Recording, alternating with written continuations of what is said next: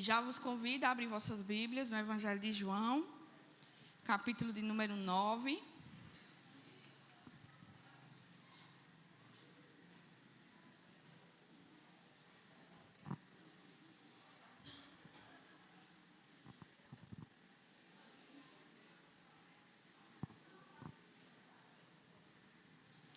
Aos que estão mais atrás, tem vaga aqui na frente, viu?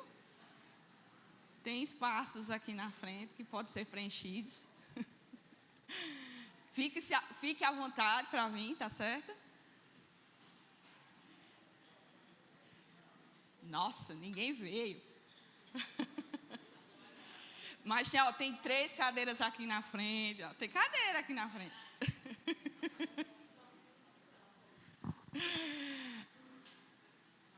Amém. Obrigada pelo apelo.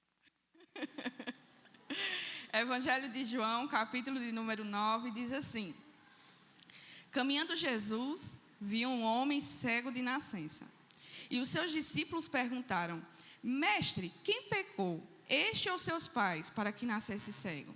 Respondeu Jesus: Nem ele pecou, nem seus pais, mas foi para que se manifestem nele as obras de Deus. É necessário que façamos as obras daquele que me enviou. Enquanto é dia, a noite vem, quando ninguém pode trabalhar. Enquanto estou no mundo, sou a luz do mundo. Dito isso, cuspiu na terra e, tendo feito lodo com a saliva, aplicou-o aos olhos do cego, dizendo-lhe: Vai, lava-te no tanque de Siloé, que quer dizer enviado. Ele foi, lavou-se e voltou vendo. Então os vizinhos e os que dantes o conhecia de vista, como mendigo, perguntavam: Não é este o que estava sentado pedindo esmolas? Uns diziam: É ele. Outros: Não, mas se parece com ele. Ele mesmo, porém, dizia: Sou eu.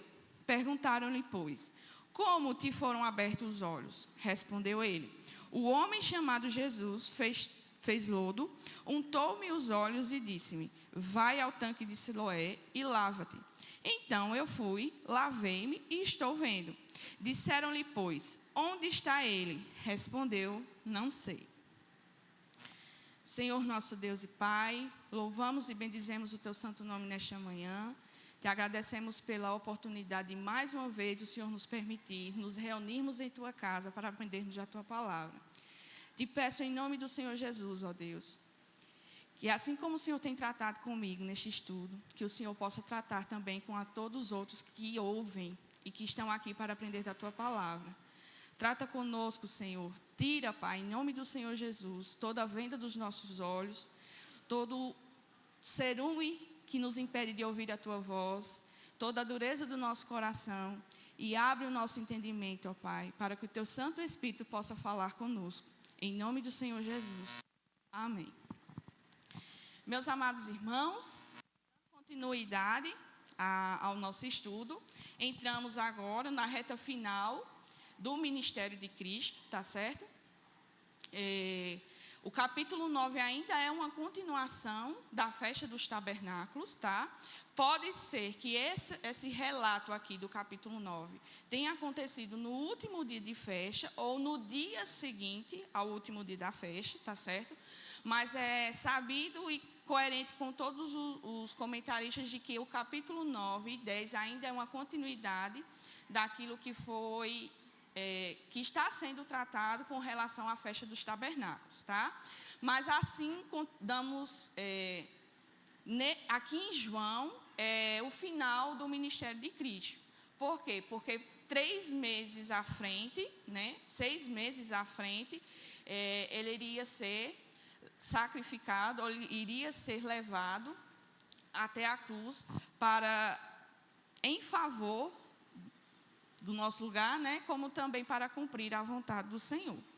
Então, aqui no capítulo 9, após o final do capítulo 8, onde houve uma discussão, um debate entre Jesus e os judeus, chegamos no capítulo 9, e aqui se dá na presença dos seus discípulos, mas aqueles que ouviram a palavra do Senhor e foram iluminados com a revelação de quem Cristo é. E seguindo eles, ainda em Jerusalém, todos viram um homem que era cego de nascença. Com isso, os seus discípulos vão e questionam a Cristo: Mestre, quem pecou, este ou seus pais, para que nascesse cego? A realidade...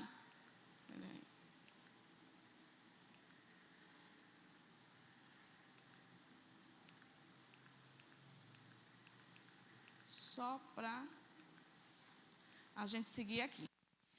Esse capítulo 9, nós podemos dividir ele em alguns discursos que são apresentados nesse capítulo. Nós temos o milagre sendo realizado, que é descrito aqui dos versículos 1 ao versículo 7.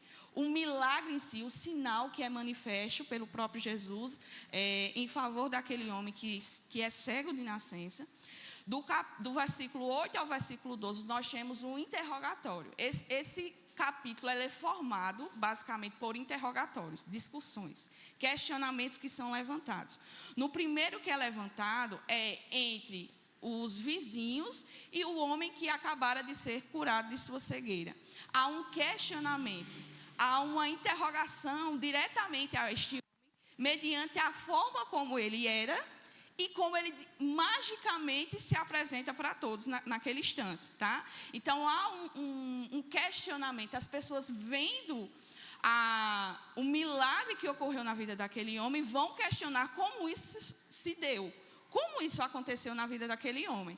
Um segundo interrogatório que nós vamos ver vai ser justamente os fariseus interrogando a este homem, tá? Como foi que aconteceu aquilo na vida dele. Um terceiro questionamento vai ser dos fariseus, interrogando os pais daquele homem, tá? Por que esse questionamento, esse interrogatório todo acerca de um milagre, né? Aí, no decorrer do estudo, nós vamos entender e perceber que esse questionamento, principalmente da parte dos judeus, dos fariseus em especial aqui, é porque, vendo que o milagre foi manifesto, Deus manifestou o seu poder na terra e, mediante a quem realizou tal fato, tal feito, tal milagre, então eles vão a todo custo tentar desconstruir essa realidade para quem viu, tá? E principalmente para quem experimentou o milagre. Então eles vão questionar, eles vão levantar pontos para quê? Para finalmente tentar pôr à prova ou descredenciar de que, de fato, Jesus teria autoridade e poder para realizar os sinais e milagres que ele vem operando desde o início do seu ministério, tá? Então, a descrença vai levar a questionamentos, a dúvidas. Eles querem a todo custo desmerecer Cristo, como também desmerecer o sinal que por ele foi realizado. Com isso, após os pais serem interrogados, os fariseus não satisfeitos, eles voltam a interrogar novamente o homem que havia sido curado, tá? Aí, no fim, um homem totalmente leigo, cego de nascença, que nunca tinha visto a Cristo, a verdadeira luz, vai e quebra eles. Meus irmãos, eu lendo sobre essa passagem, eu fico igual um menino quando está lendo uma história, né? Eu fico demais. Eu fico assim, meu Deus, como tu és grande. Isso é lindo demais. A gente procura tantas vezes nos preencher de conhecimento de livros, de outros livros, quando na própria palavra de Deus nós encontramos várias histórias que não são fictícias, mas pelo contrário, transforma-nos. Transforma-nos em quê? Transforma-nos para o louvor da glória dele. Não para um mero conhecimento, mas para o louvor da sua glória. Porque a revelação contida nesta palavra, meus irmãos, se você gosta de romance, você vai encontrar histórias de romance. Se você quer, sei lá, coisas que você gosta de ciência, você gosta de algo, você encontra tudo aqui. Eu não tenho nem palavra para descrever isso aqui, porque tudo que você precisa, você encontra nessa palavra. E vendo esse relato, o meu coração se alegrava muito. Mais uma vez chorei, eu espero não chorar mais, porque eu já chorei antecipadamente, então as minhas lágrimas de hoje já foram esgotadas, eu espero, mas de onde, né? Nosso corpo é feito de água, então brota água de nós, literalmente. Já chorei demais pela revelação contida nessa palavra, pela grandiosidade do nosso Deus. E isso para nós eu estou, tipo, que dando spoilers para vocês do que vai acontecer. Mas é impressionante ver a capacidade de como Deus trabalha nas nossas vidas. Deus não é um Deus moldado ou engessado, que Ele trabalha da mesma forma que trabalhou com Ana, vai trabalhar com a irmã Luciene, ou vai trabalhar com qualquer outra pessoa. Deus tem um trabalho único e específico nas nossas vidas. E com isso, nós não podemos dizer que Deus vai trabalhar com outros da mesma forma como Ele trabalhou conosco. Porque cada um de nós tem os nossos dilemas, tem os nossos pecados que precisam ser trabalhados de forma mais intensa. Deus, com cada um aqui, neste lugar, trabalha de uma forma específica. Então, eu não posso chegar aqui e dizer que Deus vai agir na sua vida da mesma forma como Ele agiu na minha.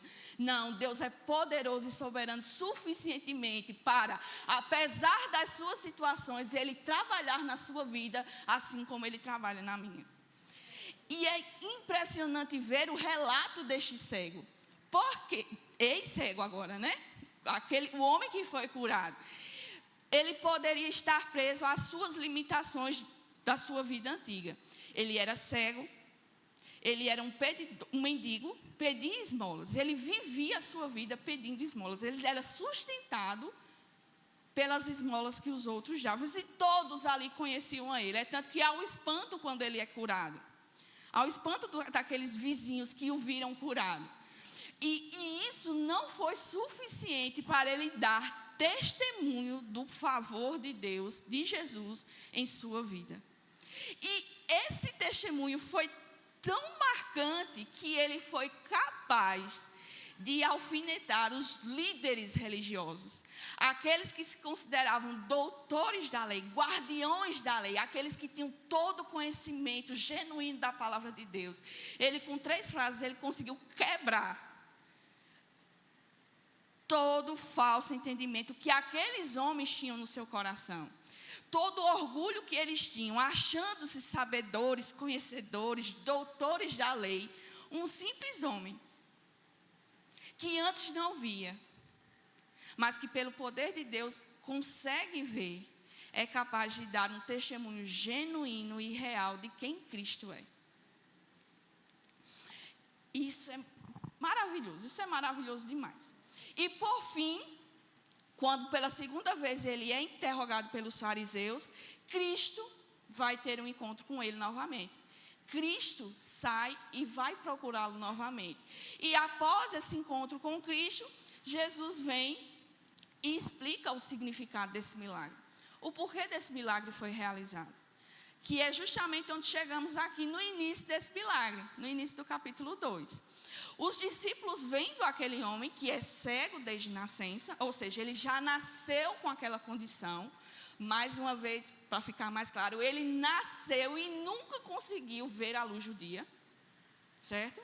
Ele já nasceu com aquilo, não é uma coisa que foi dado a ele ao longo da sua vida, mas ele já nasceu com aquela dificuldade, com aquela limitação na vida dele.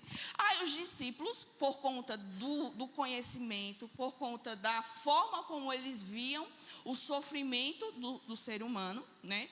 Da forma como eles interpretavam o mal que vinha para cada ser humano, eles perguntam a Cristo querendo saber. Olha, Senhor, este homem aqui é um cego de nascença, mas quem foi que pecou para que ele nascesse em tal condição?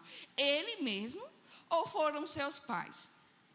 É uma dúvida real e sincera deles. Por quê? Porque era a forma como eles entendiam o sofrimento do homem.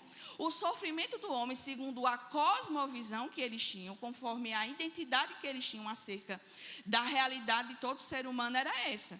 Se ele nasceu com algum problema, se ele tem alguma enfermidade, se ele passa por alguma dificuldade, isso só pode ser vindo ou do seu próprio pecado, ou porque o pecado da sua família trouxe consequências para ele. Ou seja, a maldição hereditária, que é aquela que eu pequei, aí os meus filhos, consequentemente, serão punidos por causa do meu pecado. Então, o mal que sobrevier a eles é consequência do meu pecado. Então, assim era a mente dos judeus, daquelas pessoas que interpretavam o sofrimento do ser humano.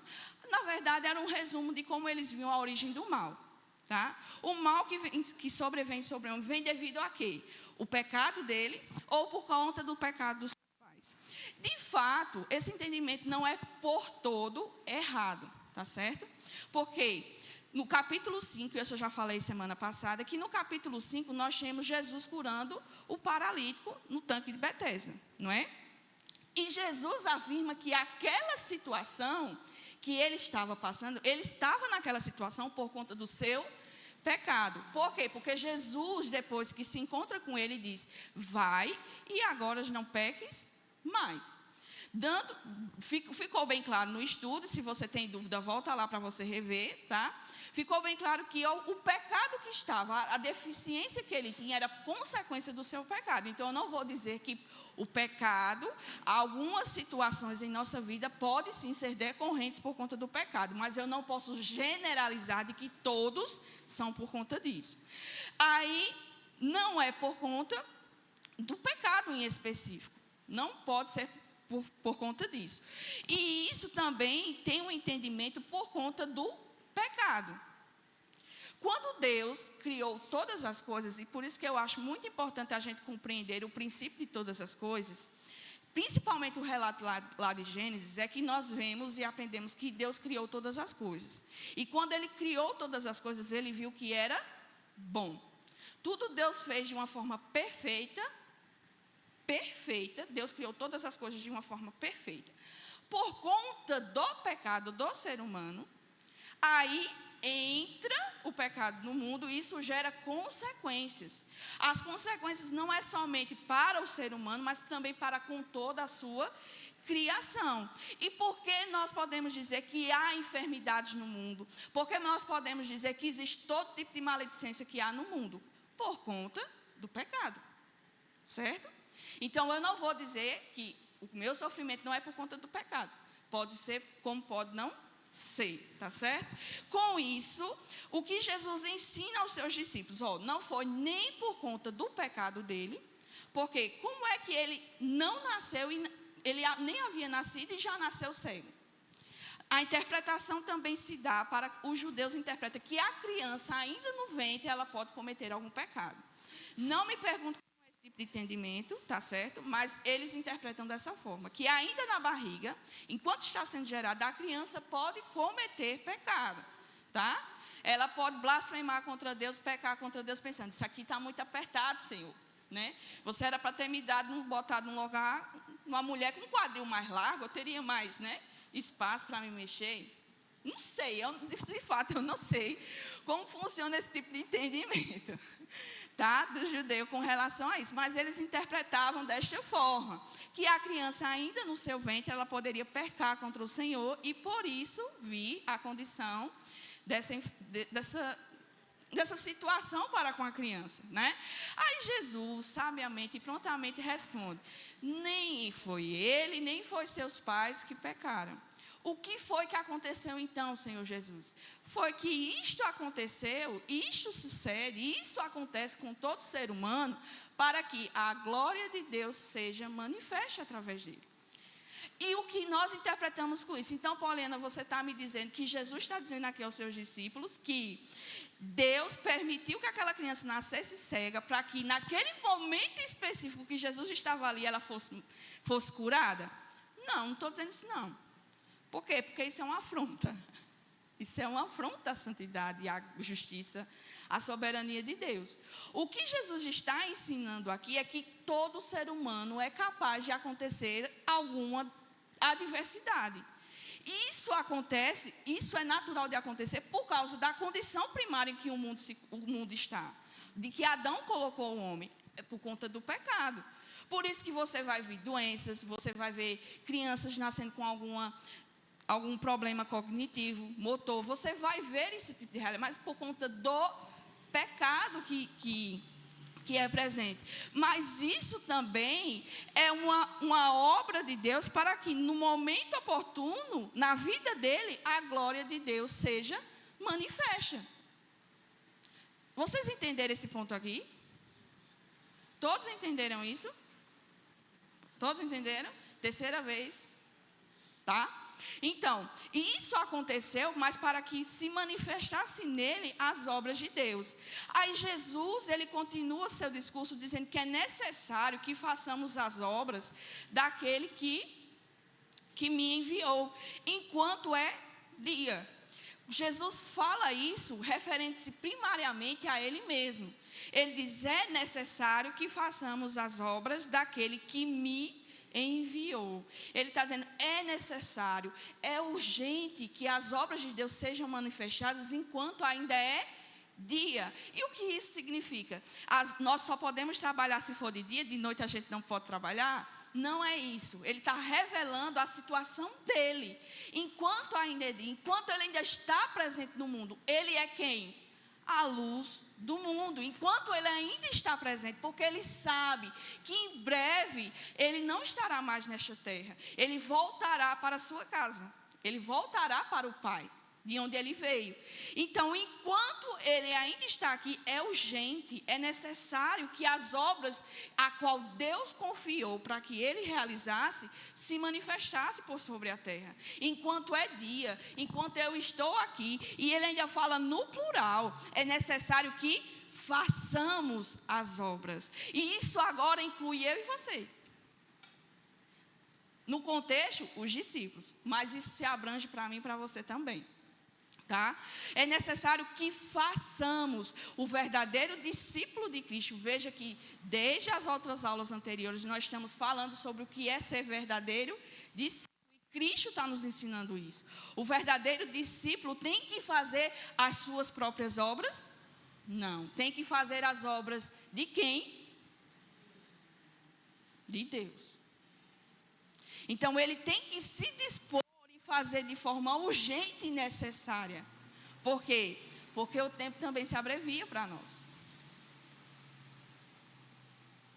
O tempo também se abrevia para nós. Então é necessário que façamos as obras daquele que me enviou enquanto é dia. A noite vem, quando ninguém pode trabalhar. Alguém consegue trabalhar no escuro? Mesmo a gente que vai ficando um pouquinho mais velho, né? Mesmo que tenha uma luz neon assim em cima da gente, a gente ainda não consegue ver tão bem como de dia. A realidade é essa. A gente não consegue trabalhar tão bem de dia, tão bem à noite como nós trabalhamos durante o dia. E essa parábola que Jesus conta aqui, primeiro em relação a ele, e segundo a realidade que se apresenta. Vem à noite, quando ninguém pode trabalhar. Isso quer dizer que quando Jesus voltar, estaremos de volta nas trevas? Não. Mas a verdadeira luz, ela não estará presente. Mas ela continua sendo imanente através de outras formas que Deus constituiu para que fossem manifesta a sua luz. Quem são? Os seus discípulos. Tá? Os seus discípulos. Enquanto estou no mundo, sou a luz do mundo. Ele é a verdadeira luz. Aí, dito isso, cuspiu ele na terra e, tendo feito lodo com a saliva, aplicou aos olhos do cego. Não é a primeira vez que Jesus trabalha desta forma, tá certo? No relato de Marcos 7, Marcos 9, nós temos Jesus curando outras pessoas com a sua saliva, tá certo? Ele cura outras pessoas usando a sua saliva. Isso tem alguma relação? Meus irmãos, Deus é Deus, tá? Se Ele tocar, instantaneamente seremos curados. Se Ele aparecer para nós, não precisa nem tocar, instantaneamente seremos curados, se for da sua vontade. Quanto mais o cuspo do Senhor Jesus. Né? Tem alguma relação? Tem, mas nós não interpretamos isso, porque Deus é Deus. Né? Vai você cuspir no chão, fazer um lodo e colocar no olho de alguém. Você vai piorar a situação de quem já está doente, né? Com certeza. Vai tornar a coisa pior do que já está. Mas Deus é Deus. Né? Então, contra isso, a gente não tem argumento, não. Para isso, não. Deus trabalha da forma como Ele quer e como bem quer para o louvor da sua glória. E realizando tal obra,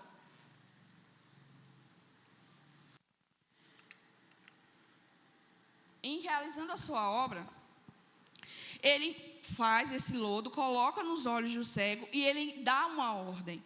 Ele diz, vai, lava-te no tanque de Siloé, que quer dizer enviado. Ele foi, lavou-se e voltou vendo. Então, o que nós temos aqui é uma disposição do próprio cego na situação aqui, de ir e obedecer à voz daquele a quem falou. Vejamos, ele é cego, nunca viu ninguém na vida, ele ouve apenas a voz de alguém que se apresenta do nada para ele, né? Que aqui a gente não tem um relato de como Jesus chegou até ele, e Jesus faz esse tratado médico aí com ele, faz esse lodo, coloca no rosto dele e diz: vai no tanque de Siloé e lava. Ele não sabe o que foi que Jesus colocou, apesar do texto, mas no momento da situação, ele sabe que Jesus fez ali e mandou ele ir lá no tanque de Siloé. E é bem sugestivo justamente o tanque de Siloé, porque o próprio texto vai dizer que quer dizer enviado. Enviado no hebraico significa Shiloá. E no grego, que é como ele está escrito, apestalmenos. Hebraico ainda consigo, agora grego está difícil. Apestalmenos, tá? E se refere justamente à obra de quem Cristo é. Cristo é um enviado de Deus, capaz de realizar obras que somente o próprio Deus designa para realizar. Então, quando ele diz, vai até o tanque de Siloé, é como se de uma forma bem espiritual, se nós podemos falar aqui, Jesus está tirando a sua cegueira, mas para que você seja de fato curado, você precisa ir no tanque, você precisa ir até o enviado e se lavar. A cegueira do homem não foi somente no momento em que o lodo foi retirado, no momento em que o lodo foi colocado. Foi necessário ele ir até o tanque. Foi necessário ele ir até o enviado e se lavar. Estão compreendendo a correlação aqui? É basicamente isso que aconteceu comigo e com você. Nós estávamos cegos. Carnalmente? Não, meus irmãos. Espiritualmente, a pior cegueira que existe. A gente acha que a ruindade na nossa vida é só quando ataca, aflige a nossa carne. Mas a pior fatalidade que acontece conosco é quando atinge aquilo que é mais intenso. Né? Não, minha irmã. Eu só peço para você falar aqui.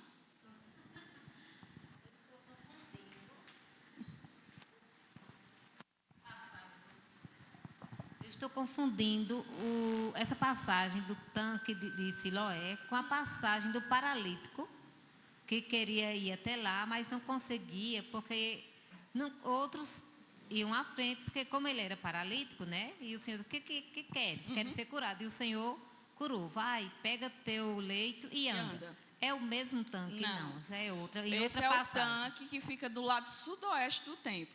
O tanque de Betesda, que é esse do paralítico, ele fica ao lado do templo, tá certo? Ele fica ao lado do templo. Por quê? O tanque de Betesda havia sido colocado lá justamente para que o povo se purificasse antes de entrar no templo. Inclusive, alguns dos sacerdotes iam até o tanque para se lavar, se purificar, até ir para o templo e fazer todos os seus rituais. E esse tanque, do tanque de Betesda, que é da cura do paralítico, certo? Ele era utilizado para as pessoas que iam se purificar, tá? Já esse tanque de Siloé, ele fica a sudoeste. Eu não tenho o mapa aqui. Sim. E se está muito lá na frente, aí não dá para voltar agora. Ele fica a sudoeste da cidade, ou seja, na parte baixa da cidade. O templo fica no Monte Moriá, o que era o Monte Moriá, a cidade fica mais abaixo. Então, ele fica ao sudoeste da cidade e ele era a fonte que supria a cidade de Jerusalém de água, certo? Então, são locais diferentes, são situações diferentes, tá certo? Amém.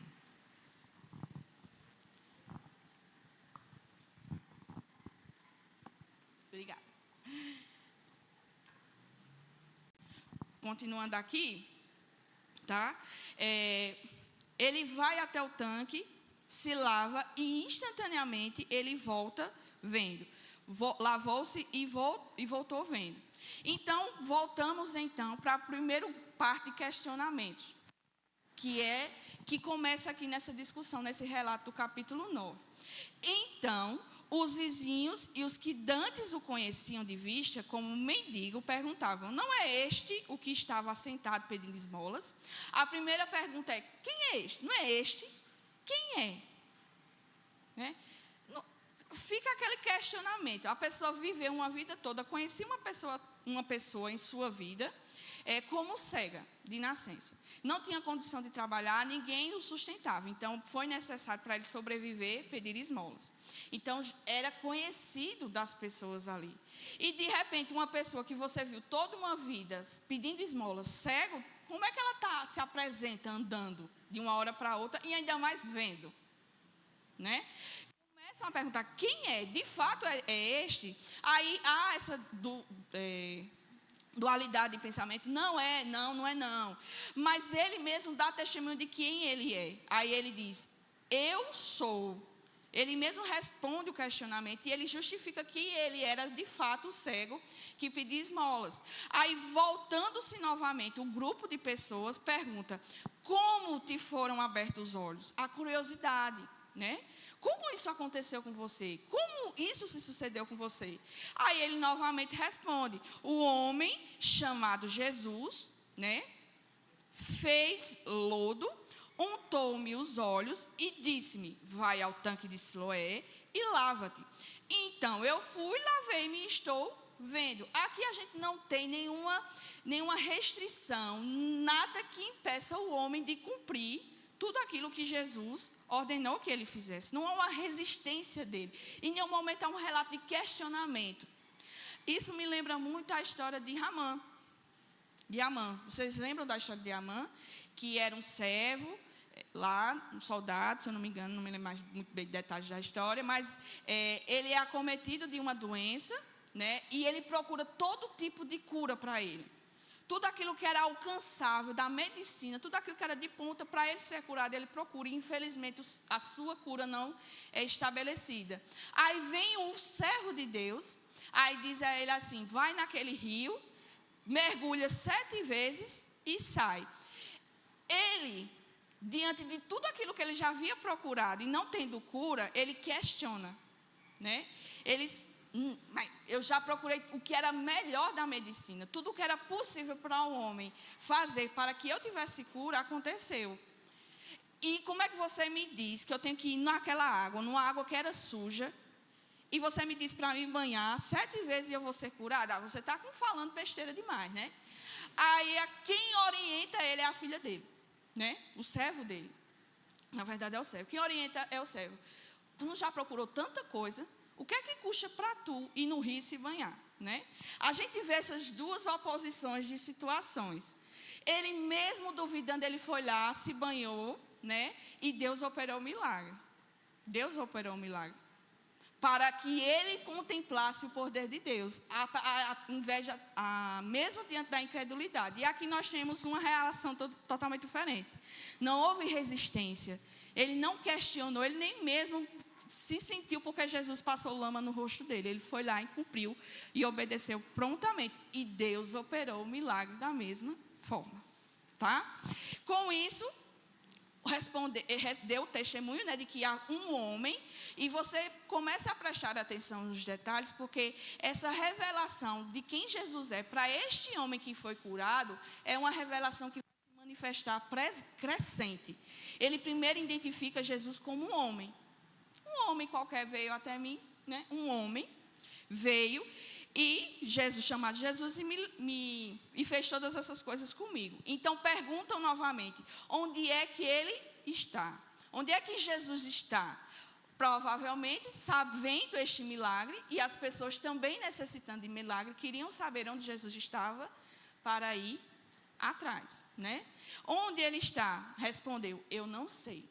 Aí voltamos, fecha as cortinas desse palco aqui e abre-se agora a cena para uma outra situação. Agora o discurso, o questionamento não é mais entre os homens, os vizinhos e o homem que foi curado. Agora o questionamento passa a ser dos fariseus para com aquele homem que foi curado. Então, vendo essa situação, os próprios vizinhos dele levaram ele até os fariseus, tá? João, como sempre, é bastante detalhista em alguns pontos. Ele destaca mais uma vez que o dia era o dia do sábado. O dia em que Jesus fez o lodo e lhe abriu os olhos. Então, os fariseus, por sua vez, perguntaram como é que foi que ele chegou a ver. Ao ponto que o homem respondeu. Só que ele fala de uma forma já reduzida, sucinta. Aos seus vizinhos, aos seus amigos, àqueles que o conheciam, ele fala, explica tudo. Ele dá o milagre todinho, como foi que aconteceu. Já aos fariseus, ele fala de uma forma reduzida. E o que é que ele diz? Ele aplicou lodo nos meus olhos, lavei-me e estou vendo. Por isso, alguns dos fariseus diziam, esse homem não é de Deus, porque não guarda o sábado. Diziam outros, como pode um homem pecador fazer tamanhos sinais? E houve dissensão entre eles. Quando o homem foi até os fariseus e foi questionado como foi que ele passou então a ver, o homem foi e deu a resposta. Jesus fez lodo, passou nos meus olhos, eu me lavei e agora eu estou vendo, né? Eu agora vejo. Aí agora os fariseus estão diante de um problema. Eles estão diante de um problema grandioso. Por quê? A todo custo, eles querem diminuir a Cristo. Eles não querem que Jesus tenha visibilidade, eles não querem que Jesus ensine, que Jesus faça milagres. Por quê? Porque ele é um blasfemo. Por que ele é blasfemo? Porque ele fez coisas no dia do sábado. Então, não é para dar importância a Cristo. E agora, Cristo realizou um milagre que nenhum registro, meus irmãos, eu estou falando de que nenhum registro daquela época, nem de outros povos, em nenhum momento viu-se um relato, ouviu-se ou contemplou algum relato de que um homem havia curado outro de cegueira, que não era uma cegueira que foi construída ou foi criada ao longo da sua vida, mas ele nasceu com aquela condição. Em nenhuma história no mundo todo havia ouvido e visto e contemplado que um homem havia curado o outro que era cego de nascença. Então, para eles, começou-se mais um problema com relação a Jesus. Mas Jesus gosta de criar problema, né? Ele gosta de criar problema para esses fariseus, não é? Aí agora o que é que a gente vai fazer? Porque há duas formas de pensamento que eles tinham. Um homem que quebra a lei de Deus, qualquer uma das leis, Deus não está com ele. Por quê? Porque ele não cumpre a vontade de Deus, os mandamentos de Deus. Então não tem como um homem que quebra a lei, Deus ser com ele. E isso é uma realidade para eles, para a gente também. Não tem. Certo? Não tem essa possibilidade de alguém que é contrário à vontade de Deus e Deus estar com ele. Tá certo? Aí o outro pensamento que eles também têm, que é o que gera essa dúvida e essa discussão entre eles. Qualquer pessoa que cura um cego, e ainda mais um cego de nascença, só pode vir de Deus. Porque quem só pode realizar tal milagre é o próprio Deus. É o próprio, você nasceu com aquela condição. Você não sabe, no contexto, eles não tinham tecnologia para saber a origem. Por que a criança nasceu doente? Foi a falta de ácido fólico da mãe? Não sabe. Não sabe, eles não têm base na origem. Então, só quem pode curar alguém que nasceu com essa condição é unicamente obra exclusiva do nosso Senhor, de Deus. E quando Jesus realiza essa obra, aí pronto. Como é que pode essas coisas? Ele é profanador, ele descumpre a guarda do sábado. Então Deus não pode estar com ele. Mas ele curou um homem de nascença. Como é que Deus não pode estar com ele? Há essa dissensão. Mas há uma lógica muito clara aqui. Vocês sabem qual é essa lógica? Aí a pergunta que eu faço para vocês, né? O diálogo aqui é só discurso, só questionamento, só pergunta. Aí agora eu quero saber, hoje é o segundo dia da prova do Enem, hoje é o segundo dia da prova daqui, certo? Vocês pensaram que não ia ter Enem hoje? Lógico que vai ter Enem para vocês aqui hoje. Então, eu quero saber de vocês, qual é a conclusão óbvia que está aqui presente, nessa discussão. Se o homem que quebra a lei do sábado não pode ser de Deus e o homem que cura um cego de nascença é de Deus. O que está claro aqui?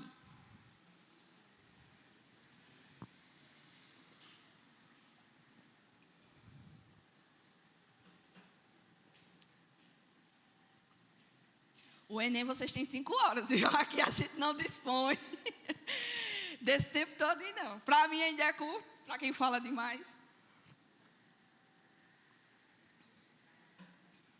Vocês conseguem ver isso claramente?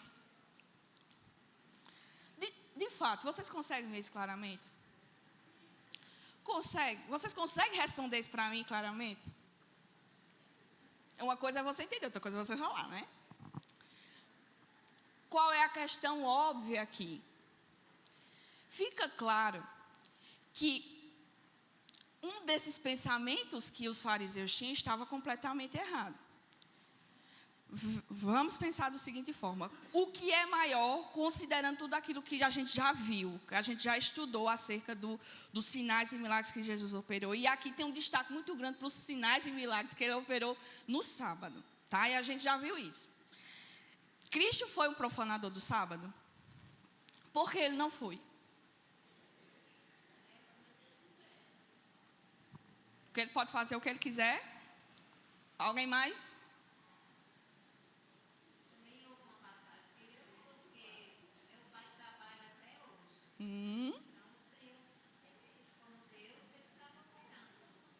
Certo. Jesus não é o profanador do sábado, porque o sábado aponta para ele. Ele é o próprio sábado. Ele é o próprio descanso para o povo de Deus. Quando Jesus diz: lancem sobre mim o fardo de vocês e tomem o meu, porque o meu é suave. Descansem em mim, né? Confiem em mim, creiam em mim. É tudo apontando para o descanso que Jesus é para o seu povo. O 7º dia instituído lá pela lei de Deus, lá nos 10 mandamentos, lá no decálogo, ele aponta para Cristo. É onde todo o povo terá finalmente descanso do seu árduo trabalho. Que trabalho? Quer dizer que eu não preciso mais trabalhar e ir para o trabalho de segunda-feira? Não, não é desse trabalho. É o trabalho de você cansar incansavelmente, ter alguém que possa suprir todas as suas necessidades. É você saber de que há um Deus que mesmo que você não faça nada naquele dia, Ele continua trabalhando e operando para guardar os seus. Isso que significa descansar. Quando Jesus nos chama a descansar, lançar sobre Ele o nosso fardo, é esse convite que Ele faz, porque Ele é o dono do sábado. Ele é o dono do sábado. Porém, os homens não viam isso. Os fariseus não conseguiam enxergar isso. Então, sendo Jesus o Senhor do sábado, para quem o sábado de fato apontava o descanso pleno de Deus para com os homens, e diante de a realidade de que Ele de fato é o único capaz de curar um homem da sua cegueira de nascença, qual é o que tem mais valor aí? Obviamente, era a interpretação dos fariseus que estava errada. A interpretação da lei do que os judeus faziam, da lei de guardar o sábado, estava errada. Porém, eles não queriam abrir mão e reconhecer que eles estavam errando. A conclusão óbvia desse texto aqui era a interpretação errada que eles faziam acerca do sábado. Eles estavam acusando Jesus de uma coisa que ele não era, blasfemo, né? Porque, e Cristo já ensinou também, que é lícito ao homem socorrer um necessitado no dia do sábado. Mas o que os judeus, os fariseus fizeram? Eles, além da lei, eles instituíram uma lei chamada Mishnah, onde nessa lei, 39 trabalhos eram proibidos de serem realizados no sábado. E um desses trabalhos era fazer lama. Fazer lodo. Só a graça de Jesus mesmo. Eles estavam sendo guiados pelas suas próprias leis. É isso aqui que é confrontado, é isso aqui que é aplicado, é isso aqui que é ensinado. A dúvida deles, essa incoerência no pensamento deles, esse questionamento que havia concerca da revelação de quem Cristo era para eles, é porque eles não queriam abrir mão de aquilo que eles pensavam que era correto, quando a própria lei estava ali presente ensinando o que era correto. Mas eles não queriam ouvir, porque eles estavam desejosos de cumprir aquilo que lhe agradava, o que satisfazia o seu coração, aquilo que eles mesmos instituíram. A conclusão óbvia é essa. Era a interpretação errada da lei que eles tinham. De novo perguntaram ao cego: que dizes tu a respeito dele? Então, eles com essa dissensão toda, com esse questionamento todo, voltam-se novamente para o cego e perguntam: o que é que tu acha dele? O que é que tu me diz desse homem que te curou? Aí a realidade para o homem agora já é diferente. Para os vizinhos, eles disseram que era um homem. Agora, perante a liderança religiosa, ele diz que Jesus é um profeta. Porque vendo o questionamento entre os judeus, ele concluiu, de fato, que o ensinamento sobre o sábado estava errado. Então, quem fez essa coisa com ele, quem o curou, foi de fato um profeta. Foi alguém enviado por Deus para realizar tamanha obra. Não acreditaram os judeus que ele fora cego e que agora ele estava vendo, enquanto não lhe chamaram os pais e os interrogaram. Aí vamos para outra cena agora. Sai o homem que foi curado e entra agora os pais, né? Não, vamos pôr isso à prova. Esse homem não era cego de nascença, não. Porque só Deus cura um homem de cego de nascença, então vamos colocar isso de planos limpos. Ele não era cego de nascença, chama os pais vão dar testemunho dele, vão dizer que de fato era. Então vão até o pai e pergunta a eles: este vosso filho, de quem dizeis que nasceu cego, como pois vê agora? Eles lançam duas perguntas para os pais simultaneamente, né? É este o filho de vocês que dizem que nasceu cego, e como agora ele vê? Aí os pais respondem, os pais vão responder. Eles respondem com certeza, com afirmação mesmo, a primeira pergunta. De fato, este é nosso filho e ele nasceu cego. Porém, a segunda pergunta, eles se isentam de responder. Eles jogam agora a responsabilidade para o filho. Como é que agora ele vê? Só ele vai poder dizer a você.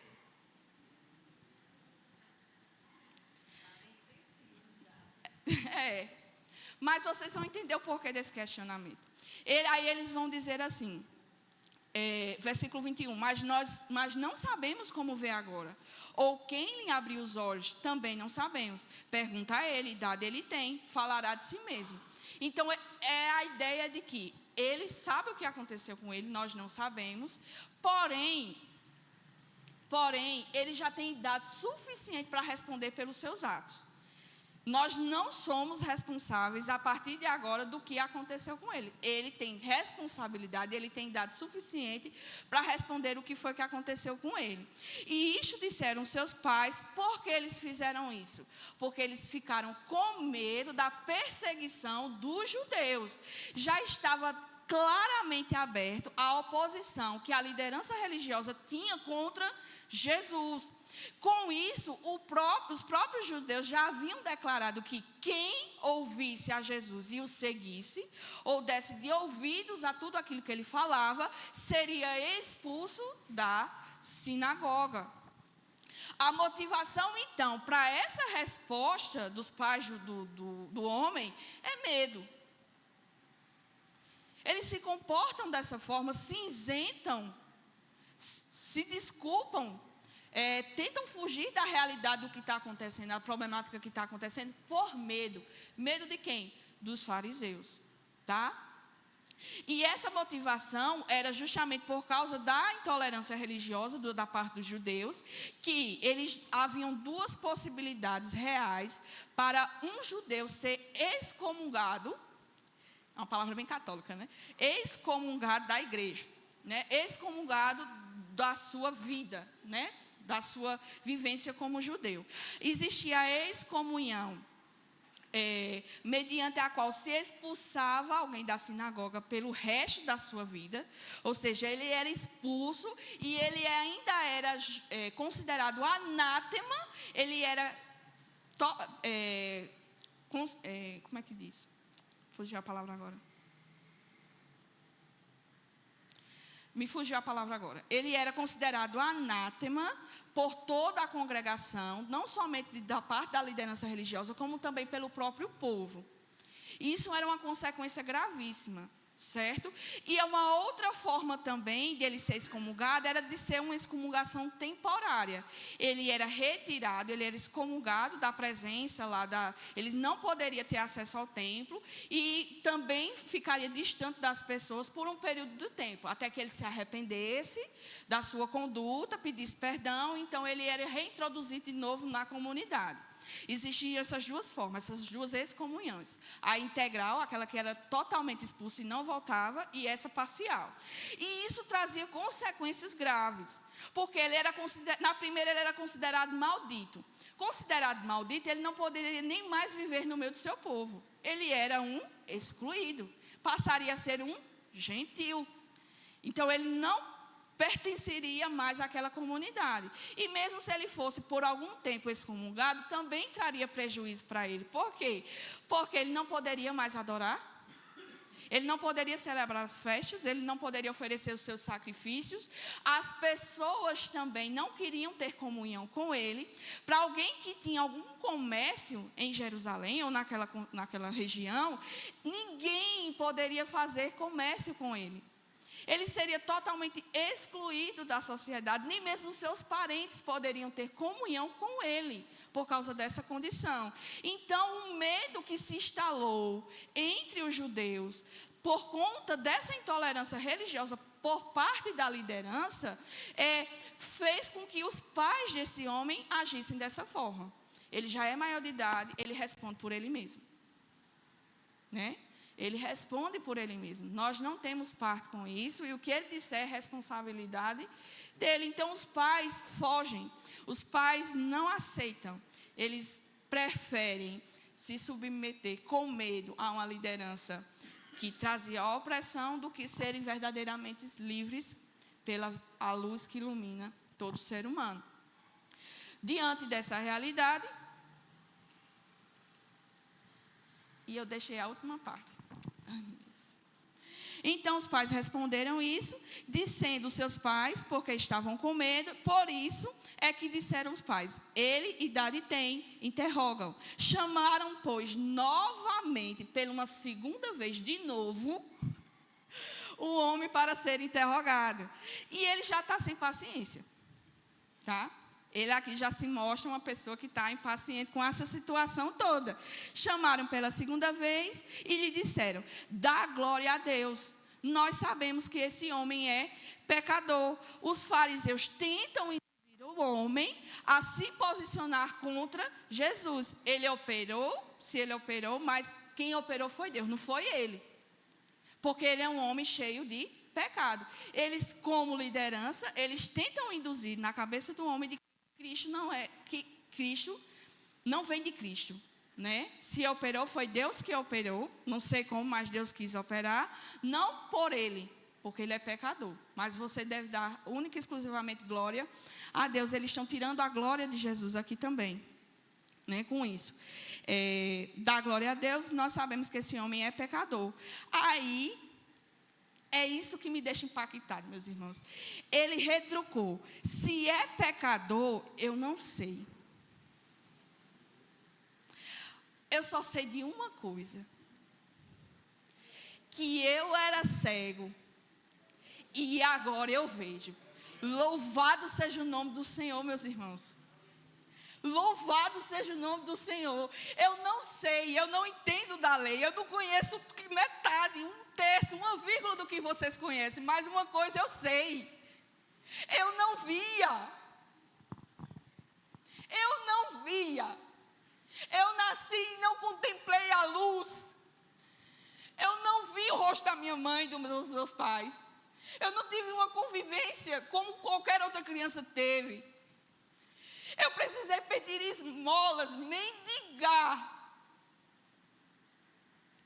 para que alguém pudesse me acudir. Eu não sei. Eu só sei que eu era cega. E agora, pela glória de Deus, eu vejo.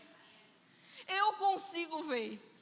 Se ele peca, eu não sei, eu não conheço, eu não entendo dessas coisas, mas eu não posso negar o que aconteceu comigo. Eu não posso negar o testemunho daquilo que foi operado em mim. Eu era cego, agora eu vejo. E quantos aqui podem dizer esta realidade? Eu era cega. Eu não via, eu estava morta. Morta. E hoje, pela glória, pela bondade, pela graça de Deus que foi operada em mim e em você, nós podemos ver. Nós podemos ver algo que é maior do que toda a criação de Deus. Nós podemos contemplar o próprio Deus. Através da sua obra, através da sua criação, eu posso contemplar a glória de Deus. Perguntaram-lhe, pois, versículo 26, que te fez ele? Como te abriu os olhos? Ora, eles já haviam perguntado isso. Ele já tinha dado essa resposta. Aí, por que eles perguntam novamente? Eles querem pegar ele em contradição. Eles querem pegar ele em contradição, né?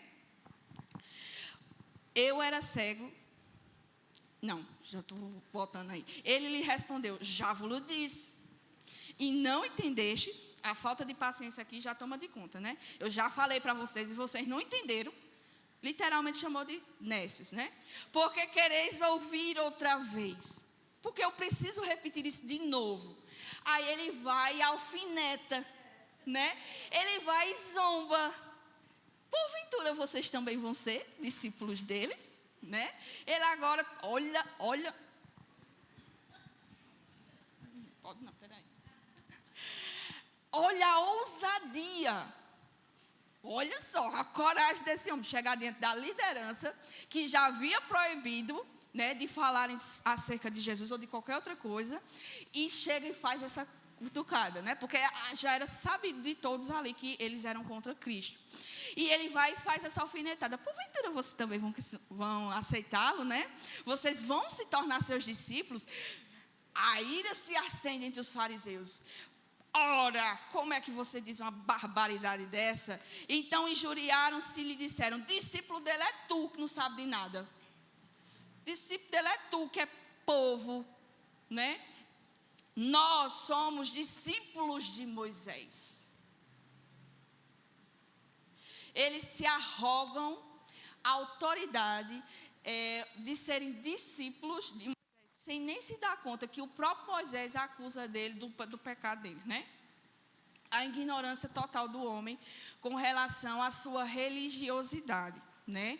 Eles acham que estão servindo e adorando a Deus de uma forma intensa e real, quando na verdade eles estão voltados em sua religiosidade, em seu legalismo.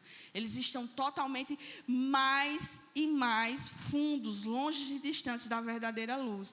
Eles tentam humilhar o homem, né, considerando ele como ser discípulo de Cristo, né, ser discípulo de Jesus como se fosse nada. E a partir de então a igreja, no início da sua igreja, ela tem esse papel prerrogativo, né, de condenarem, de serem discípulos de Cristo, de quem de fato não era nada, para eles, né, obviamente, e eles se arrogam o direito de serem discípulos de Moisés. Sabemos que Deus falou a Moisés, mas este nem sabemos de onde é. Aí esse homem ganhou meu coração, respondeu-lhes o homem, nisto é de estranhar que vocês não sabem de onde ele é. Vocês não são doutores da lei? Vocês não conhecem tudo aquilo que é acerca da lei? Então, se vocês souberem de fato a lei, vocês vão saber que homem nenhum é capaz de operar o milagre que operou em mim, se não vier da parte do próprio Deus, né? Nisto é de estranhar que vós não sabeis de onde ele é. Contudo, me abriu os olhos. Aí ele continua o discurso, uma sabedoria aqui que nem aquele que estudou sabe responder da forma como ele respondeu. Sabemos que Deus não atende a pecadores, mas, pelo contrário, se alguém teme a Deus e pratica a sua vontade, a este o próprio Deus atende. Desde que há mundo, jamais se ouviu que alguém tenha aberto os olhos a um cego de nascença. Se este homem não fosse de Deus, nada poderia ter sido feito. Olhe, meus irmãos, esse homem ganhou meu coração de uma forma, caramba! Caramba, meus irmãos. Ele dá uma lição. O cabo é culto, fino, mesmo não tendo estudado, mesmo não tendo lido nada. Até para responder à afronta dos outros, ele responde de uma finesse, de uma categoria. Se fosse eu já estava brigando, soltando os cachorros para cima dele. Mas ele responde de uma classe, né? Ele responde com a sabedoria que o próprio Deus concede, meus irmãos. Ele não precisou ler, só precisou ouvir. E eles ouvindo estas coisas, isso foi aplicado verdadeiramente no seu coração, porque aprove a Deus trazer esse conhecimento para ele, esse entendimento para ele. Olha, se ele é pecador, não sei, só sei que ele abriu os meus olhos. Antes eu não vi, agora eu vejo. Eu só sei de uma coisa, vocês é que não sabem nada, mas de uma coisa eu sei. Deus reprova pecadores. Se alguém está em pecado, Deus não atende, porque é contra ele. Se você peca, você está contra o Senhor e Deus não vai atender às suas orações, Deus não vai atender aos seus clamores. Mas de uma coisa eu sei, aquele que verdadeiramente ama, teme ao Senhor e busca viver conforme a sua vontade, o seu bel prazer, a estes o próprio Deus é benevolente e atende às suas orações. A este o próprio Deus ouve e atende. Se este homem não fosse de Deus, meus irmãos, então nada poderia ter feito. Nada poderia ter feito. Porque não houve na história ninguém que fosse curado de uma cegueira de nascença. Mais uma vez, quando você perde os argumentos, você fica o quê? Com raiva. Né? Eu perdi a batalha de palavras, agora eu vou para onde? Para a acusação. Vou humilhar você das piores formas que eu conseguir fazer. E é isso que ele faz. Eles falam, eles retrucam. Tu és todo em pecado e quer ensinar a nós, mestres, doutores, líderes religiosos, aqueles que sabemos, nos estudamos com rabino não sei quem, com judeu não sei quem. Tu quer me ensinar? Quantas vezes nós não somos afrontados? Porque para o mundo, o conhecimento verdadeiro provém de diplomas, bacharelados, mestrados, doutorados, PhDs. Um especialista talvez lhe atenda, né? Eu acho engraçado que eu sou formada em farmácia, mas sabe aquele ditado que diz, o profeta não tem honra na sua casa? É mais ou menos isso. É mais ou menos isso. Vem aqui só para quebrar um pouco esse clima aqui com vocês. Eu sou formada em farmácia, aí a gente aprende várias formas de manipular medicamento e essas coisas todas. Aí acontece que uma vez meu pai estava com uma dor bem forte no estômago, aí ele não é muito adepto de remédio. O que ele puder fugir, ele é o mais natural possível. Ele é o mais natural possível. Tu que veio da natureza, ele diz que é de Deus, então é para a gente usar. Que de fato não é mentira. Mas ele não é adepto de medicamento. Aí ele fazendo um chá lá. Aí, vou ensinar, se você quiser seguir, tudo bem. Quando você vai fazer um chá, quando o chá é a base das folhas, flores, você não ferve a planta junto com a água. Você coloca a água para ferver, a água ferveu, você coloca a planta dentro e abafa. Desliga o fogo e abafa. O próprio calor residual da água quente vai soltar os compostos necessários do chá, né, que vai trazer aquilo que você está buscando com o chá. Se você ferve a folha junto com a água, perde. Ele se perde todo, fica um pouquinho, mas a maioria do seu composto químico ele é perdido, porque foi quebrado por causa da temperatura alta. Você só ferve quando é raiz ou casca. Por exemplo, canela. Canela não é em pó, a canela é o pau mesmo, é uma casca. Então, para você extrair o composto da canela, você tem que ferver, porque ela é o material mais rígido. Raiz e casca você ferve, folha não. Você coloca na água que já foi fervida, abafa e depois que esfria, obviamente, você vai tomar, tá? Aí eu fui explicar isso para ele, porque ele estava fervendo a folha do boldo. Eu disse, pai, não é assim. Aí ele vai, porque ele não quis ser contrariado, né? Porque eu estava dizendo que ele estava fazendo errado. Aí ele disse aqui, eu fiz isso a minha vida toda, minha mãe faz, eu aprendi, os antigos faziam isso, e por que está errado? Aí eu olhei assim para ele, não vou discutir com o senhor, se o senhor está achando que, eu não vou discutir isso com o senhor, se o senhor está achando que faça, resolve, não sei, talvez seja só da sua mente, mas é basicamente essa intuição que acontece, quando você é questionado e confrontado, e você reconhece que você não está errado, você vai... Tem gente que aceita, tem gente que já não aceita tão firmemente. Mas o que acontece aqui com os judeus é porque eles a todo custo queriam rebaixar a Cristo. Eles queriam desconstruir esse sinal. Olha o pecado aqui deles. Eles queriam desconstruir a realidade que foi manifesta e visível àquele povo naquela situação. Então, quando eles são confrontados e ainda mais eles são confrontados por alguém que não conhecia a lei, a loucura de Deus com as situações em que ele coloca, como ele trata a vida. Aqueles que são sábios, ele torna como nécios. E aqueles que são nécios, o Senhor concede a verdadeira sabedoria. É lindo demais, meus irmãos, ver essas coisas. É lindo demais. E se você não sente essa alegria, meus irmãos, tem certeza que você está vivo? É grandioso demais. Eles foram humilhados por alguém que não sabia da lei. E eles dão esse testemunho de uma forma... Ele dá esse testemunho de uma forma grandiosa, ao ponto de que eles não têm mais o que dizer. Aí eles vão ofender. Tu és nascido todo em pecado e nos ensina. E foram e expulsaram o homem. Ele foi excomungado. Foi expulso. Aí vem a graça do Senhor Jesus. Louvado seja o nome do Senhor por isso. Ouvindo Jesus que o tinham expulsado, encontrando-o, lhe perguntou: crês tu no Filho do Homem? Ele respondeu e disse: quem é, Senhor, para que eu nele creia? E Jesus lhe disse: já os tem visto, é o que fala contigo. Então afirmou ele: creio, Senhor, e o adorou. Prosseguiu Jesus: eu vim a este mundo para juízo, a fim de que os que não veem, vejam, e os que veem se tornem cegos.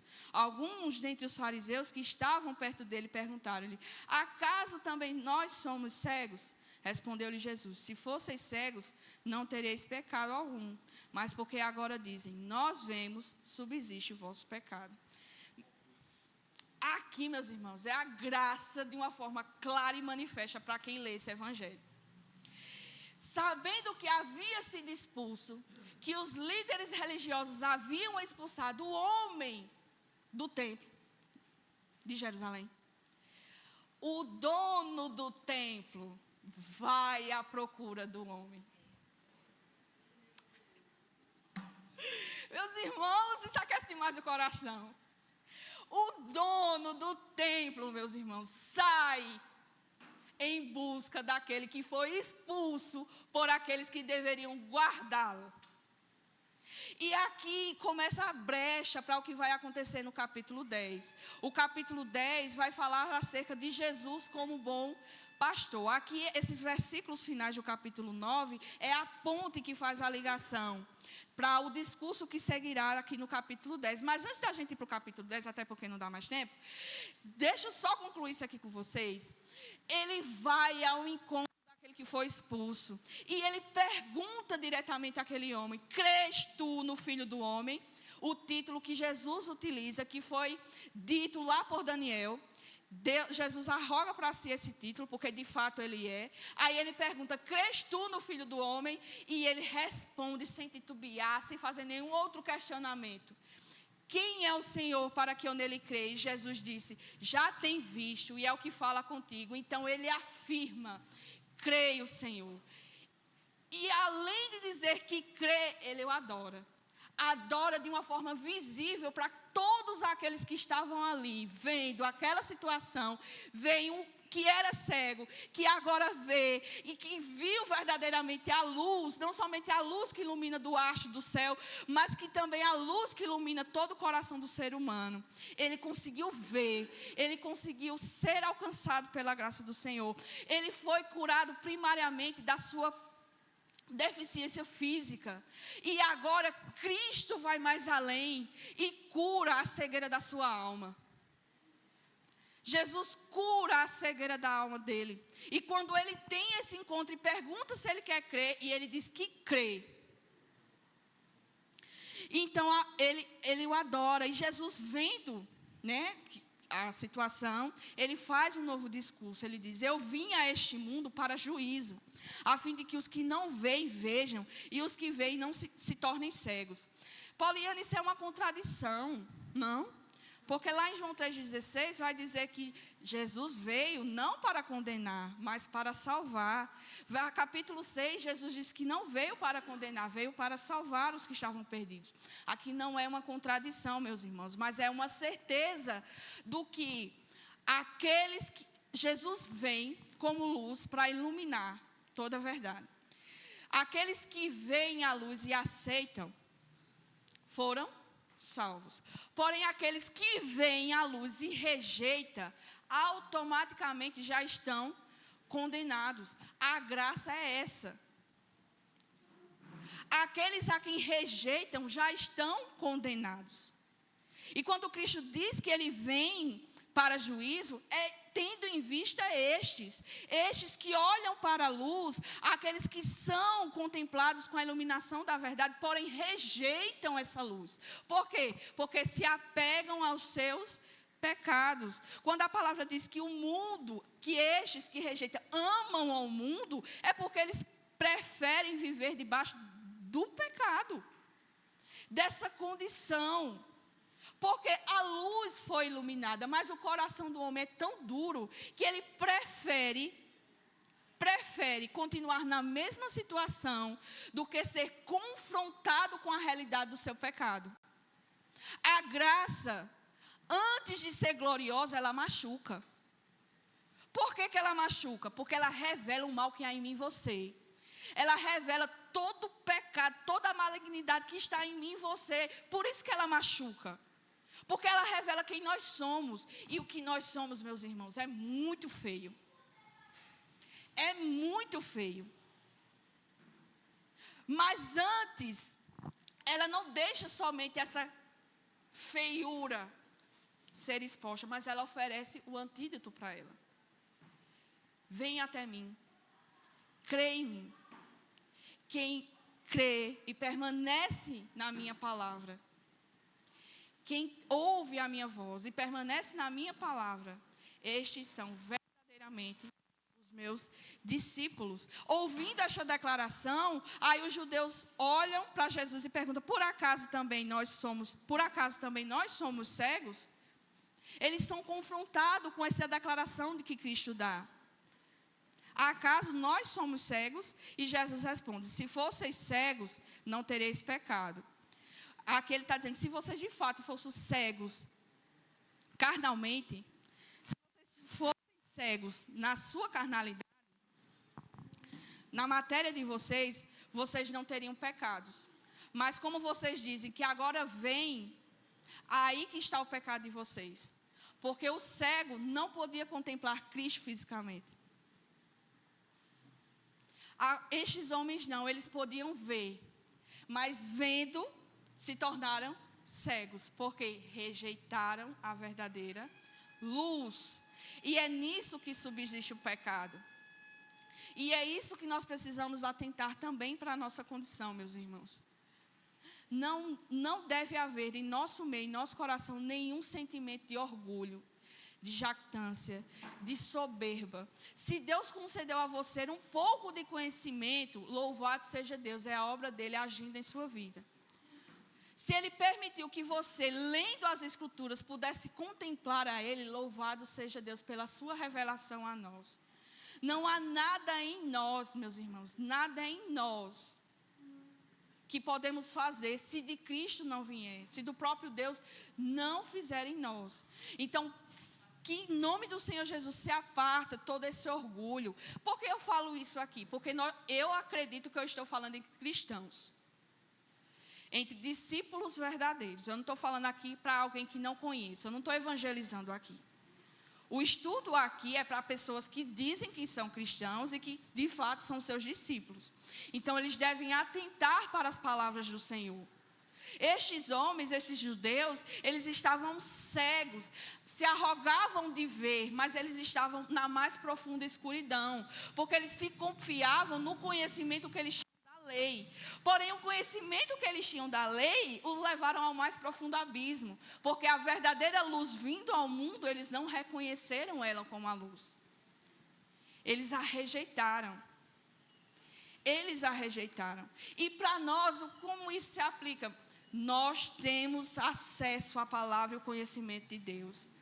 E esse acesso e conhecimento que nós temos à palavra de Deus, louvado seja Deus por Ele nos conceder, mas também é para nós um mandamento para todo aquele que obedece, que é discípulo genuíno, precisa fazer as obras de Deus.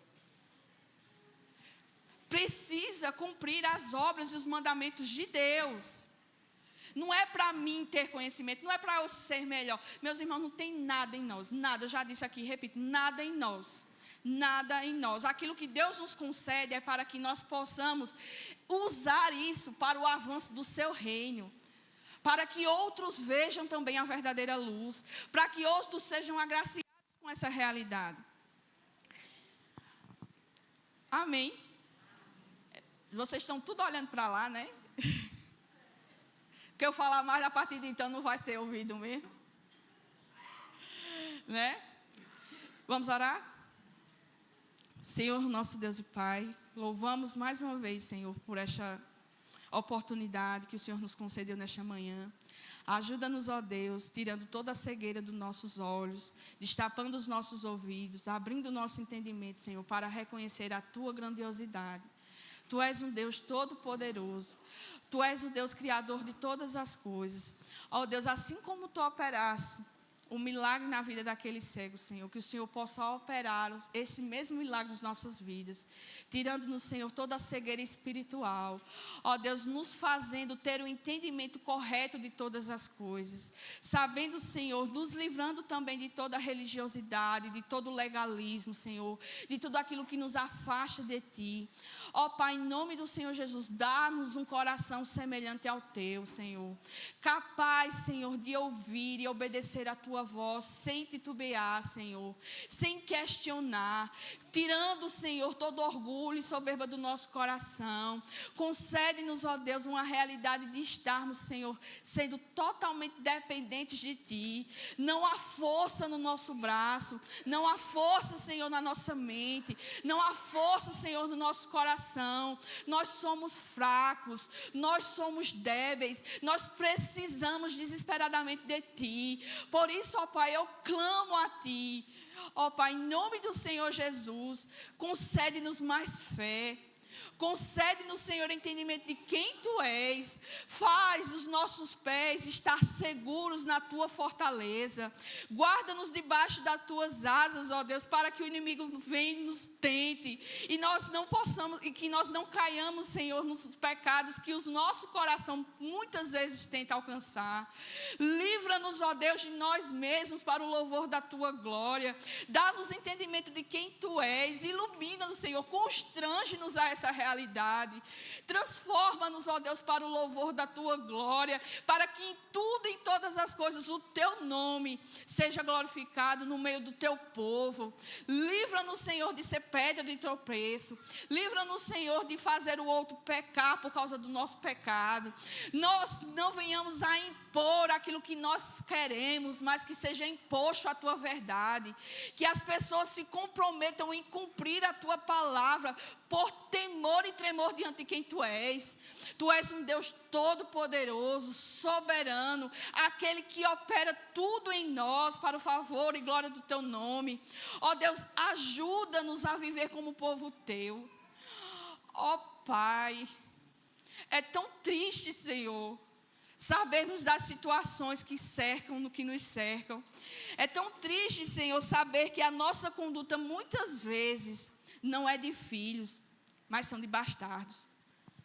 Quantas vezes, Senhor, tentamos tomar o teu lugar que é devido. Por isso, ó Pai, perdoa-nos em nome do Senhor Jesus. Ajuda-nos a viver para o louvor da tua glória. E nos concede, Senhor, a intrepidez e a ousadia de falar da tua palavra. Assim como este cego, Senhor, que a tua verdadeira sabedoria possa nos iluminar e que possamos a todo tempo e fora dele também dar testemunho de quem tu és. Tu és um Deus todo-poderoso, aquele que é capaz de curar toda a cegueira do homem, toda a enfermidade que aflige o ser humano. Tu és poderoso, ó Deus. Ajuda-nos, ó Pai, para o louvor e glória do teu nome. Amém.